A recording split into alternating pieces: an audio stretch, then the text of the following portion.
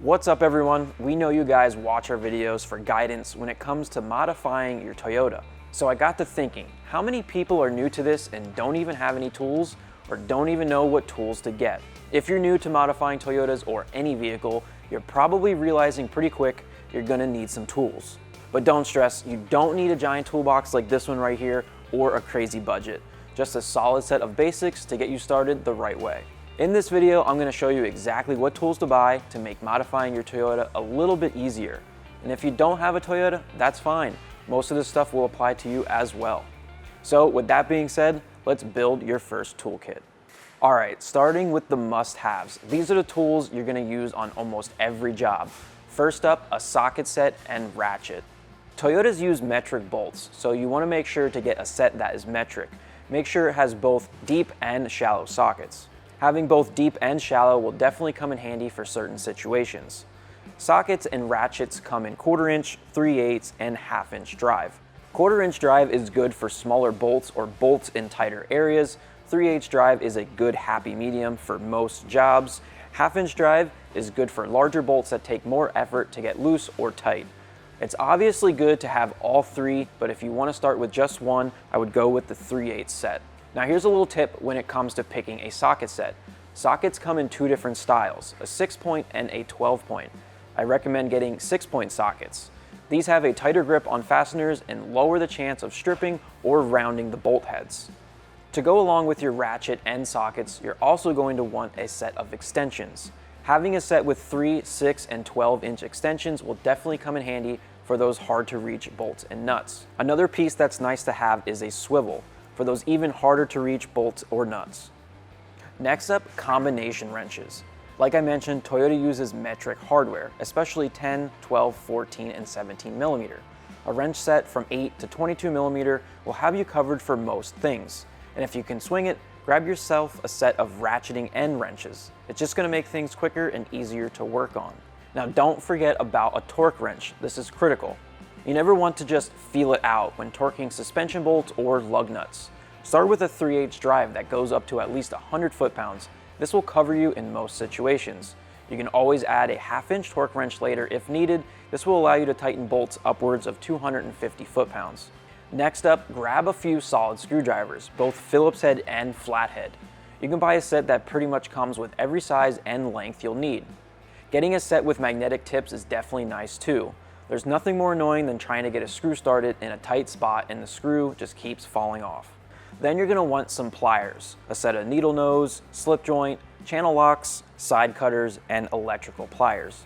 These are going to come in handy for all kinds of things: hoses, clips, zip ties, and wiring. Once you're ready to get under your truck, safety becomes your top priority. You're going to need a floor jack, something strong enough to lift the truck safely. A 3-ton jack is what you want. And just as important, a good set of jack stands. Don't crawl under your truck with just the jack holding it in the air. Get yourself a set of 3-ton stands or bigger. They're more stable and work well with lifted vehicles. Also, if you're going to be spending a lot of time wrenching, grab yourself a creeper or a rolling shop chair. It'll save your back and help you move around under your truck or at wheel level way easier. And don't forget gloves and eye protection. Sounds boring, but you'll be thankful when dirt or rust isn't falling in your eyes and your hands aren't nasty from that oil leak that you never fixed. All that stuff we just talked about is great when it comes to the basics, but there are a few tools that will make life way easier that I would recommend adding to your arsenal. First up, a cordless impact and ratchet. These are a game changer. This will save you so much time and energy when removing or installing bolts. You don't need a $500 Milwaukee set like this right here. Brands like Bauer will get the job done for around 200 bucks. Next, a solid breaker bar. This is for when bolts are too stubborn for your ratchet. The longer the handle, the more leverage, making it easier to get that bolt loose. Think of it like your torque wrench's angry older brother. Having a hammer in your toolbox is always good, but hopefully you don't have to break it out too often. A sledgehammer and a dead blow hammer are the two I would recommend getting. Something small but can definitely save the day is a magnetic pickup tool for when you inevitably drop a bolt or socket into the abyss. A trim prying tool set is super helpful for pulling off interior trim or fender flares without breaking clips.